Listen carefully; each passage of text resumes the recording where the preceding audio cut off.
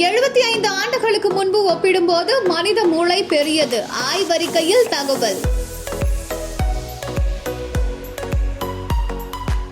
இரண்டாம் உலக போர்ல சண்டையிடுவதற்காக கப்பல்ல சென்றவர்களோடு ஒப்பிடும் பொழுது அவர்கள் திரும்பி வருவதற்காக காத்திருந்தவர்களுடன் ஒப்பிடும்போது இன்று ஒரு மனிதனின் சராசரி மூளை அளவு 6.6% அதிகரித்திருக்குது அப்படின்னு ஒரு புதிய ஆய்வு தெரிவிச்சிருக்குது.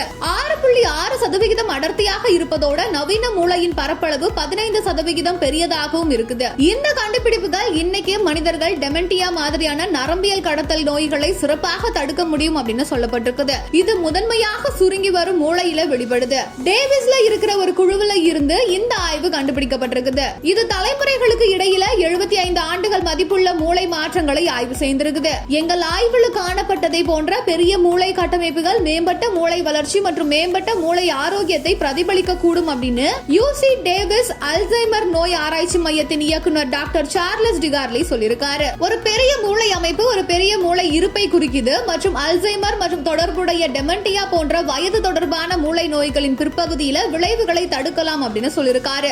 ஜாமா நரம்பியல் இதழ்ல வெளியிடப்பட்ட இந்த ஆய்வு 1999 மற்றும் 2019 எடுக்கப்பட்ட ஃப்ரேமிங்ஹாம் இதய ஆய்வுல பங்கேற்றவர்கள் கிட்ட இருந்து மூளை காந்த அதிர்வு இமேஜிங் பயன்படுத்தப்பட்டிருக்குது. ஃப்ரேமிங்ஹாம் ஹார்ட் ஸ்டடி 1948 மாசசூசெட்ஸில் இருதய மற்றும் பிற நோய்களின் வடிவங்களை ஆய்வு செய்ய தொடங்குச்சு. இந்த குழுவுல 30 முதல் 62 வயதுடைய 5209 ஆண்கள் மற்றும் பெண்கள் இருந்திருக்காங்க. ஆராய்ச்சி பல ஆண்டுகளா தொடர்ந்து இருக்குது. இப்போது 1930களில் இருந்து 1970கள் வரை பிறந்த இரண்டாவது மற்றும் மூன்றாவது தலைமுறை பங்கேற்பாளர்களை உள்ளடக்கியது. ஒருவர் பிறக்கும் தசாப்தம் மூளையின் அளவை பாதிக்கும் மற்றும் நீண்ட கால மூளை ஆரோக்கியத்தையும் பாதிக்கும் அப்படின்னு டாக்டர் திகார்லி மேலும் சொல்லியிருக்காரு. உடல் நலம், சமூக செயல்பாடு, கலாச்சார நடத்தை மற்றும் கல்வி அடைதல் மாதிரியான வாழ்க்கை மற்றும் வாழ்க்கை முறை தேர்வுகள் அனைத்தும் மூளையின் அளவை நிர்ணயிப்பதில் பங்கு வகிக்கலாம் அப்படின்னு டிகார்லி சொல்லியிருக்காரு. மூளை ஆய்வுல 3226 பங்கேற்பாளர்கள் இருந்திருக்காங்க.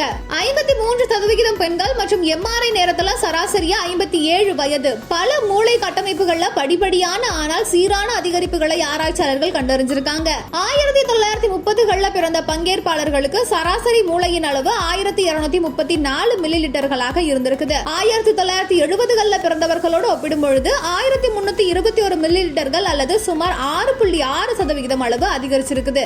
ஆனால் மூளையோட மேற்பரப்பின் அளவான கார்டிகல் மேற்பரப்பு பகுதி காலப்போக்குல இன்னும் பெரிய அதிகரிப்பை காட்டியிருக்குது. 1970களில் பிறந்தவர்கள் சராசரியா 2104 சதுர சென்டிமீட்டர் பரப்பளவை கொண்டிருந்திருக்காங்க. 1930களில் பிறந்த பங்கேற்பாளர்களின் பரப்பளவு 2056 சதுர சென்டிமீட்டரோட ஒப்பிடும் பொழுது பரப்பளவுல கிட்டத்தட்ட 15% அதிகரிச்சிருக்குது. அமெரிக்காவின் வயதான மக்கள் தொகையுடன் எண்ணிக்கை அதிகரித்து வருது அப்படின்னாலும் அல்சைமர் நோயால் பாதிக்கப்படுபவர்களோட சதவிகிதம் குறைந்து வருது. முந்தைய ஆய்வுல 1970களில் இருந்து ஒரு தசாப்தத்திற்கு டெமென்டியா பாதிப்பு 20% குறைந்திருக்குது. மேம்பட்ட மூளை ஆரோக்கியமும் அளவும் ஒரு காரணமாக இருக்கலாம் அப்படின்னு சொல்லப்படுது. மேலும் இந்த மாதிரியான செய்திகளை உடனுக்குடன் தெரிந்து கொள்ள சிகப்பு நாடா யூடியூப் சேனலை சப்ஸ்கிரைப் பண்ணிக்கோங்க.